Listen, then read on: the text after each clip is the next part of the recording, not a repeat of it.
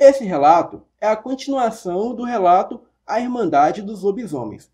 Você que ainda não assistiu a primeira parte, eu vou estar deixando o link aqui na descrição do vídeo.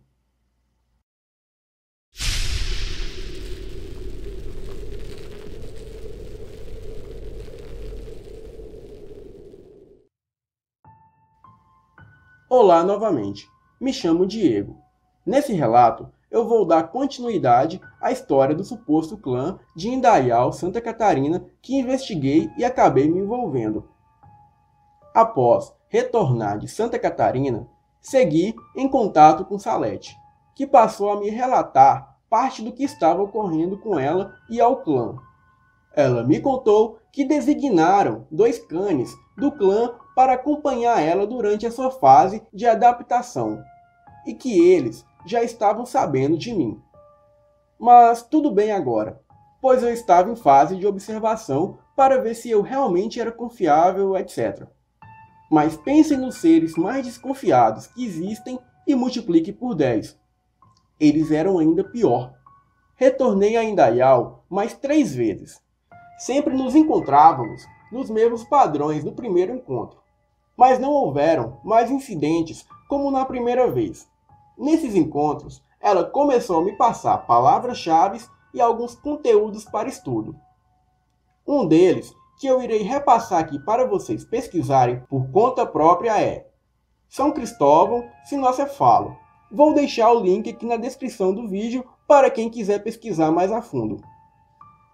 Ao começar a pesquisar e a entender, ela começou a me explicar que os tais lobisomens ou canes não têm nada a ver com maldição, e que não existe ritual para você virar um canis, que isso é muito confundido com um ritual que alguns humanos praticam em períodos pré-diluvianos, que atualmente é chamado de Hominis Bestialis, ou Homem-Besta, onde consistia do ser humano abrir mão da sua humanidade e deixar o seu lado fera dominá-lo. Uma abominação, já que os canes estão aqui desde a criação. Tanto que nos estudos sobre os sinocefalos, há citações até de aldeias compostas por esses seres em tempos pré-bíblicos. Assim como nas expedições de Alexandre o Grande, há citações sobre isso também. Bastante estudo foi necessário para acompanhar o que Salete me passava, mas me preocupava o que ela relatava que estava ocorrendo dentro do clã, a respeito de algumas mortes e um comportamento estranho do seu tio Antônio. Ele era líder e coordenador do clã que tinha sede na divisa da cidade de Indaial com Timbu, na área rural. Ela me contava as atitudes de Antônio, e logo eu comecei a questionar, mas ela sempre se irritava quando eu dizia que as atitudes dele eram duvidosas. Todos do clã, pelo que ela me disse, o obedeciam às cegas e não aceitava que o desobedecessem. Então ali eu já vi que não teria como eu ter boas relações com eles. Mas fui conversando e então começaram a surgir problemas graves por lá. Um deles foi com a filha de Salete, que chamarei de Elisa. Ela ainda era uma criança. Salete concebeu a criança 5 anos antes de descobrir o seu lado canis e antes mesmo de descobrir o clã dos Ângelos Canis. Ela me contou que não só ela, como outros canis, tiveram pesadelos onde via alguém sequestrando a menina na escola.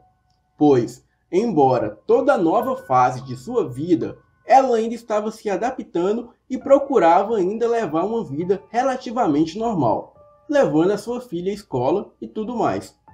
Perante essa possível ameaça, ela pediu a seu tio se um canis pudesse vigiar Elisa enquanto ela estivesse na escola. O que estranhamente foi negado a Salete com a desculpa de que estava havendo atividades na região e todos os canis tinham que estar a campo monitorando. Ela disse que o total eram 40 canis e 30 humanos que colaboravam com eles. Eu logo estranhei muito que eles não autorizassem nenhum deles a fazer essa guarda. Salete começou a ficar desesperada, pois enquanto vivesse como uma pessoa comum, ela teria que manter as aparências, pois se afastasse a menina da escola, iria lhe trazer problemas. Em Santa Catarina, se uma criança falta por mais de 3 dias à escola, o conselho tutelar é acionado. Eu estava em férias das minhas atividades e já havia programado para retornar a Indaial. Então eu me propus. Eu faria a vigília da menina na escola. A escola tinha muitos campos abertos ao redor. Dava para observar perfeitamente. Ela disse que ia avisar seu tio, o que não me deixou nem um pouco confortável. Eu disse ok. Então eu obtive a liberação para ir fazer a vigia para a alegria de Salete.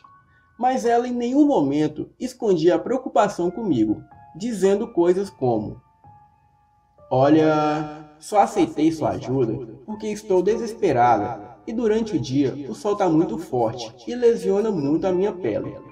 Quando estamos em período de adaptação, a nossa pele fica muito sensível. Eu não consigo ficar exposta por mais de 20 minutos. Realmente, eram as primeiras semanas de fevereiro e o sol era muito forte por lá, mas fui cumprir com a minha palavra. Passei o período de 10 dias em Indaial, com a palavra do tio dela que dentro desses dias que iria conseguir deslocar alguém para vigiar a garota. Passei por muito perrengue. Durante o dia eu fazia a vigia e à noite dormia onde eu conseguia dormir. Dormi até em um barracão abandonado nos fundos de uma igreja por algumas noites, pois não tinha como eu pagar todos esses dias em um hotel. E nenhuma noite era tranquila. Eu sempre tinha a sensação de estar sendo observado. Pelo 6º dia, chovia muito à noite. Eu estava no barracão e só me lembro de acordar gritando, deitado na minha cama improvisada no chão. Porém, com Salete sentada no chão, com minha cabeça no seu colo. E Salete disse: calma, calma, sou eu. Vim até aqui porque os guris me ligaram dizendo que tinha muita atividade pela região, muita coisa ruim rondando, e que eu viesse dar uma olhada em você. A poucos metros daqui, eu vi alguns vultos, e então ouvi você gritando, e corri até aqui, e vi você deitado com os braços cruzados, em forma de X no peito e gritando desesperado. Lembrando que ninguém além de Salete tinha permissão de ter contato comigo. Era uma regra do clã, que depois que você o adentra por completo, passa pela iniciação. Você não pode mais ter contato com pessoas fora dele. Salete só tinha porque ela ainda estava em períodos de transição, onde ainda estava dando os nós dos fios soltos para ela adentrar de vez.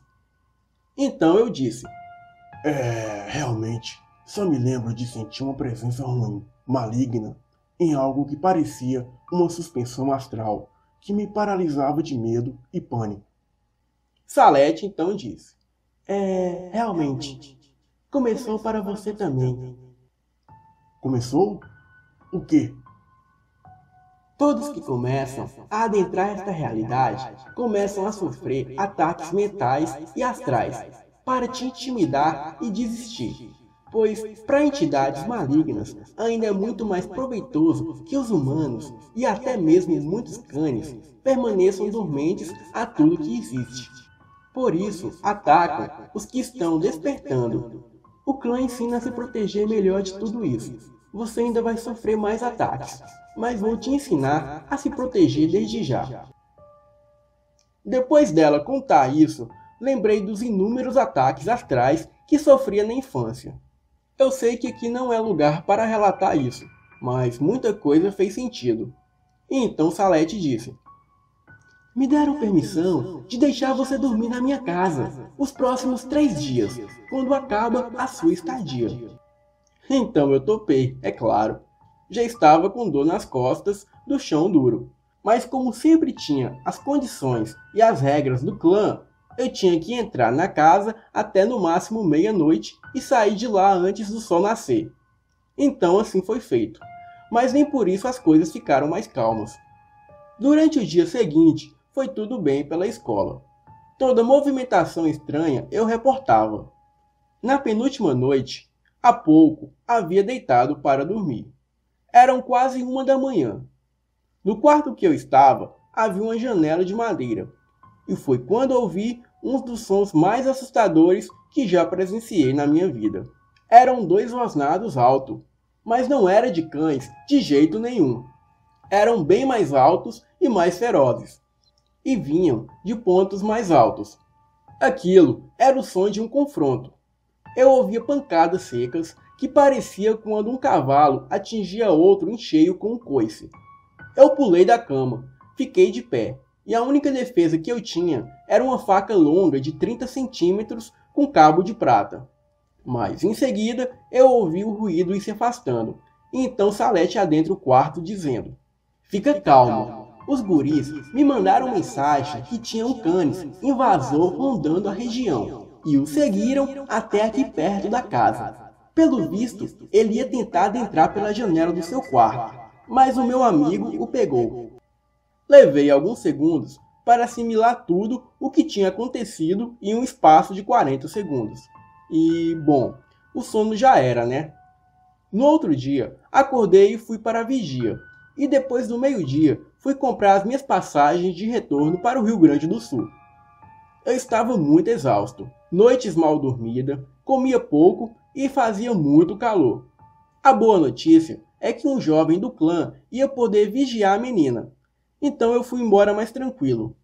Salete me agradeceu 1000 vezes, e eu a agradeci pela quantidade de informação e matéria para o estudo que ela havia me passado.